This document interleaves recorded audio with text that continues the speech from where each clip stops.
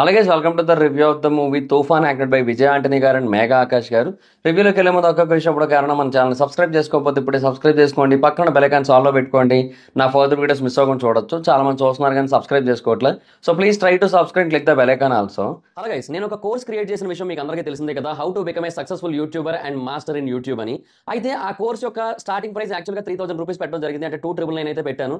అయితే దాని గురించి చాలా మంది నాకు ఇన్స్టాగ్రామ్లో పర్సనల్గా మెసేజ్ చేయడం జరిగింది, బ్రో అంత ప్రైస్ అంటే మేము పెట్టలేకపోతున్నాము, కొంచెం ఎక్కువైంది, సో కొంచెం తగ్గించండి, మాకు కొంచెం డిస్కౌంట్ ఇవ్వండి అని అడగడం జరిగింది. సో వాళ్ళందరినీ కూడా దృష్టిలో పెట్టుకుని ఈ కోర్స్ యొక్క ప్రైస్ అయితే తగ్గించడం జరిగింది. సో ఇప్పుడే దానికి ఒక కోడ్ అయితే క్రియేట్ చేశాను. ఆ కోడ్ పేరు FAN50. మీరు ఎంటర్ చేయాల్సిన పని లేదు, ఆటోమేటిక్గా ఎంటర్ అయిపోతుంది. నేను డిస్క్రిప్షన్లో అండ్ కామెంట్ సెక్షన్లో ఇచ్చిన ఈ లింక్ మీద కనుక మీరు క్లిక్ చేసి చూసినట్టయితే మీకు ఆ కోడ్ ఆటోమేటిక్ ఎంటర్ అయిపోయి కనిపిస్తుంది. సో మీరు ఎవరైనా కోర్స్ తీసుకోవాలనుకున్నట్టయితే ఇప్పుడు ఆ కోర్స్ తీసుకోండి, 50% డిస్కౌంట్ వస్తుంది. ఈ ఆఫర్ కొద్ది రోజులు మాత్రమే ఉంటుంది, ఎందుకంటే ఈ కోడ్ కొద్ది రోజులు మాత్రమే పనిచేస్తుంది. సో ఎవరైతే తీసుకోవాలనుకుంటున్నారో ఇమీడియట్ గా తీసుకోండి ఆ కోర్స్ ని, లేదంటే ఆఫర్ అయితే మిస్ అవుతారు, మళ్ళీ 3000 రూపీస్ పెట్టి కొనుక్కోవాల్సి ఉంటుంది.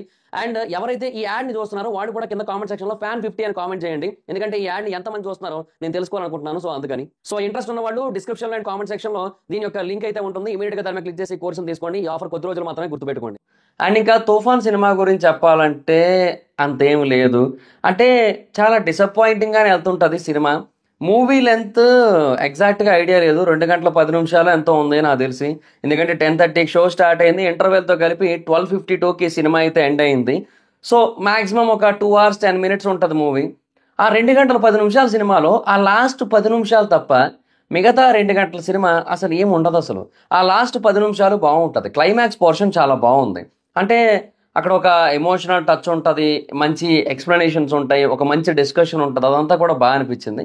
దానికి ముందు యాక్షన్ సీక్వెన్స్ రెగ్యులర్గా అనిపించినా కూడా అక్కడ జరిగిన డిస్కషన్ మంచి హార్ట్ టచింగ్ ఉంటుంది, అంతవరకు బాగుంది. సో ఆ ఒక్క 10 నిమిషాలు బాగుంది తప్ప దానికి ముందు 2 గంటల సినిమా ఎక్కడా కూడా కనెక్టింగ్గా ఉండదు, ఎక్కడా కూడా ఎంగేజింగ్గా ఉండదు. అసలు ఏం జరుగుతుందో అర్థం కాదు, ఏదో వెళ్తుంటుందంటే వెళ్తుంటుంది. ఇప్పుడు మనం పొద్దున్న లెగుస్తాం, ఓ 9 అయిపోయింది, సరే టిఫిన్ తినాలి అన్నట్టుగా అక్కడ కొన్ని సీన్లు వస్తాయి. తర్వాత 12 అవుతుంది, ఓకే మధ్యాహ్నం భోజనం చేయాలి, 12:30 1 గంట అయింది, భోజనం చేయాలి, సో తింటుంటాం. అలాగే అక్కడ కొన్ని సీన్లు వస్తుంటాయి. సాయంత్రం అయింది, స్నాక్స్ కొన్ని సీన్లు, నైట్ అయింది, డిన్నర్ కొన్ని సీన్లు, సేమ్. అంటే ఇప్పుడు ఏదో జరగాలి కదా అన్నట్టు జరుగుతుంటుంది. అంటే ఇక వేరే ఆప్షన్ లేదు, తినాల్సిందే.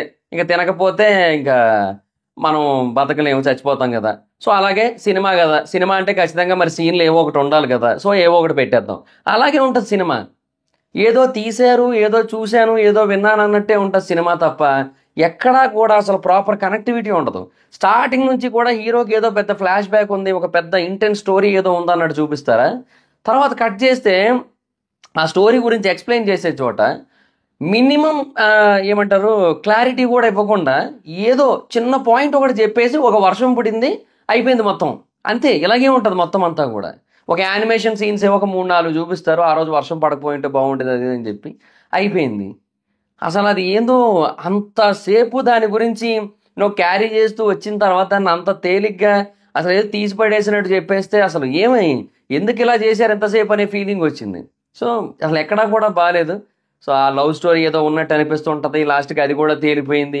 ఇంకా తర్వాత మధ్యలో ఏదో కొంచెం ఒక సస్పెన్స్ పాయింట్లా పెట్టారు, ఓహో ఇలా జరుగుతుందా లాస్ట్కి అన్నట్టు.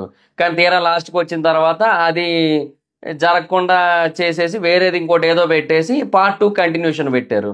సో పార్ట్ 2 కోసం అన్నట్టు ఇంకా చెప్తున్నాను కదా, ఇంకా ఏదేదో తీశారు. సో అసలు ఎక్కడా కూడా అంత కనెక్టింగ్గా అంత ఎంగేజింగ్గా అసలు బాగున్న ఫీలింగ్ అయితే రాలేదబ్బా, అదైతే వాస్తవం.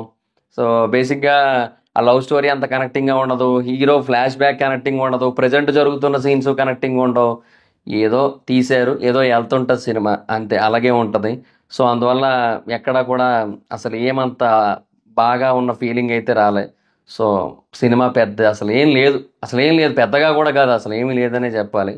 సో బేసిక్గా ఒక పర్సన్ అన్ని పనులు చూసేసుకుంటాను అంటే మ్యాక్సిమం ఇలాగే ఉంటుందేమో నాకు తెలిసి, ఎందుకంటే ఈయన 5 పనుల్లో ఇన్వాల్వ్ అయ్యారు విజయ్ ఆంటనీ గారు. సో డైరెక్షన్ వేరే పర్సన్ చేసినప్పటికీ, ఎవరో మిల్టన్ అనే పర్సన్ చేసినప్పటికీ కూడా ఈయన 5 పనుల్లో ఇన్వాల్వ్ అయ్యారు, story and musician and cinematography and screen play and dialogues అనుకుంటా.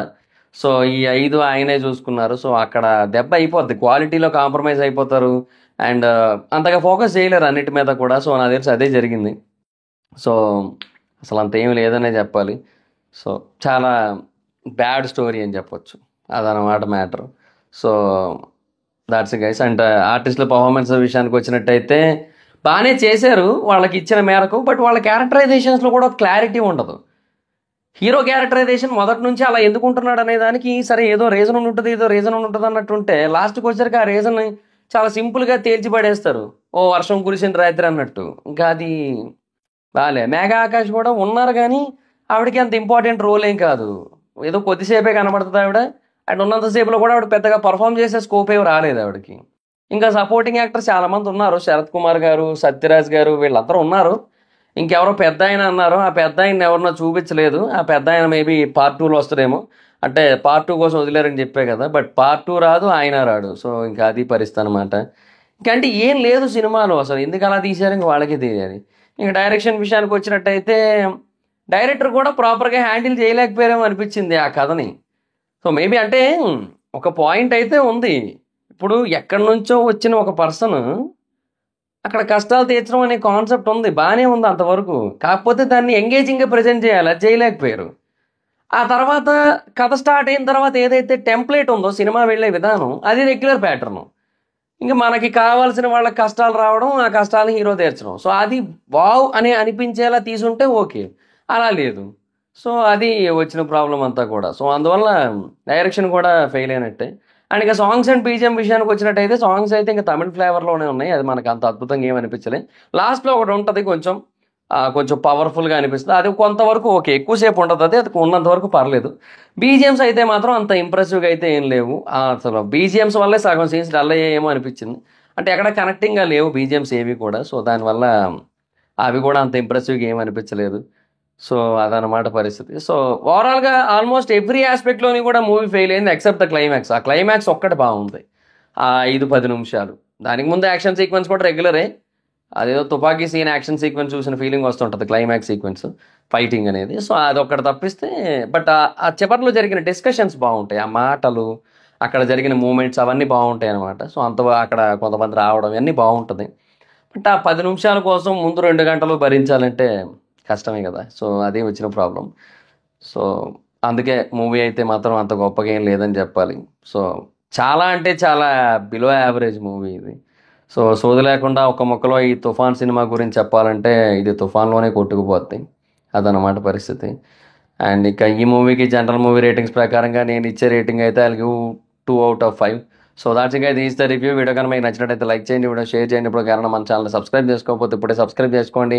పక్కన బెల్ ఐకాన్ ఆన్లో పెట్టుకోండి, నా ఫర్దర్ వీడియోస్ మిస్ అవ్వకుండా చూడొచ్చు. చాలా మంది చూస్తున్నారు కానీ సబ్స్క్రైబ్ చేసుకోవట్లేదు. So please try to subscribe, tick the bell icon also. నా ఇన్స్టాగ్రామ్ ఐడి జబర్దస్త్ మైత్రి, మాకు కూడా వచ్చి ఫాలో అవ్వచ్చు. Thank you so much guys. Bye. Video next video. Bye bye.